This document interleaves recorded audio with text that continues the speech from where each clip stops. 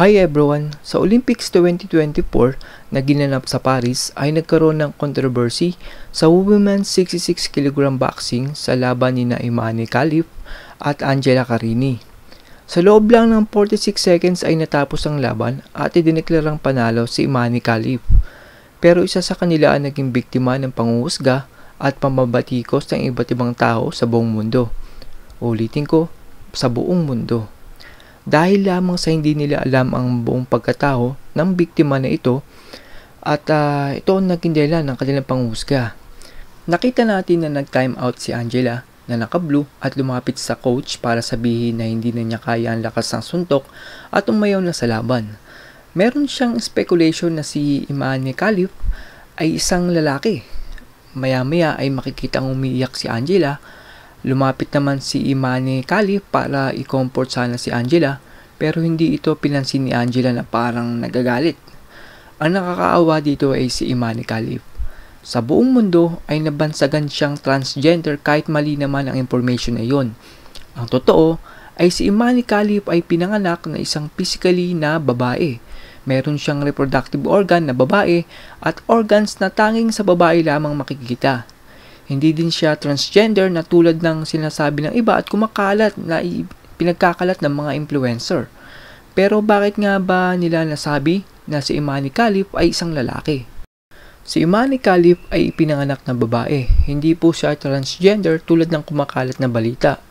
Nag-umpisa ang pagkakalat ng maling balita noong na-disqualified si Imane Khalif nito lang 2023 sa Boxing World Championship dahil sa gender eligibility test dahil mas mataas daw ang XY chromosomes na nakita sa kanya.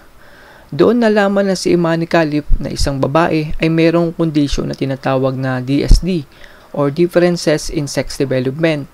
Ibig sabihin nito ay mas mataas ang XY chromosomes ni Imane Khalif at ang XX na para sa female ay mas mababa. Kapag ang babae ay may mataas na XY chromosomes, ay mas magiging muscular ang katawan nito at kung mag-e-ensayo pa siya, ay makukuha niya ang lakas na parang isang lalaki. Pero ang gender niya ay babae. Ibig sabihin nun ay si Imane Khalif ay isa talagang babae at napagkalooban ng blessing na magkaroon ng XY chromosomes. Pero kung si Imane Khalif ay hindi naman nagsikap, ay hindi naman niya maaabot ang lakas at suntok na meron siya ngayon. Malamang sa malamang, ang ensayo na ginawa para sa kanya ay ensayo upang maabot niya ang meron siya ngayon. Pero dahil sa lakas ng suntok na yun, ay iniisip ng karamihan na isa siyang lalaki.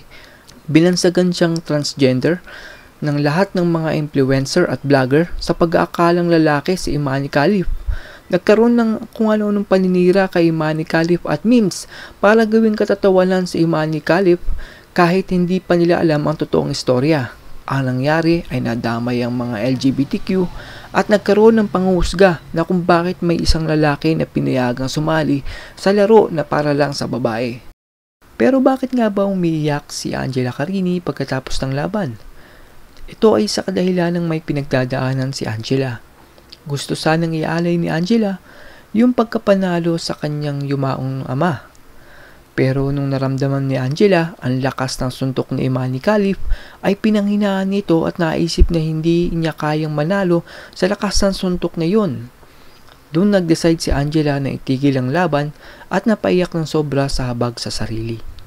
Ano nga ba makikita natin sa nangyari dito?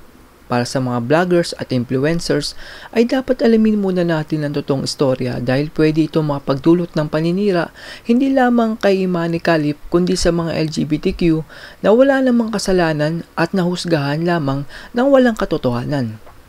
Para naman kay Angela Carini ay sana lumaban pa siya hanggang sa huli dahil kung inaalay niya sa kanyang ama ang laban na iyon ay sana lumaban pa siya kahit alam niyang wala siyang magagawa. Yung bang lumaban ka ng buong lakas mo kahit wala kang ibubuga. Para sa huli, alam mong wala kang pinagsisisihan dahil ginawa mo na ang lahat.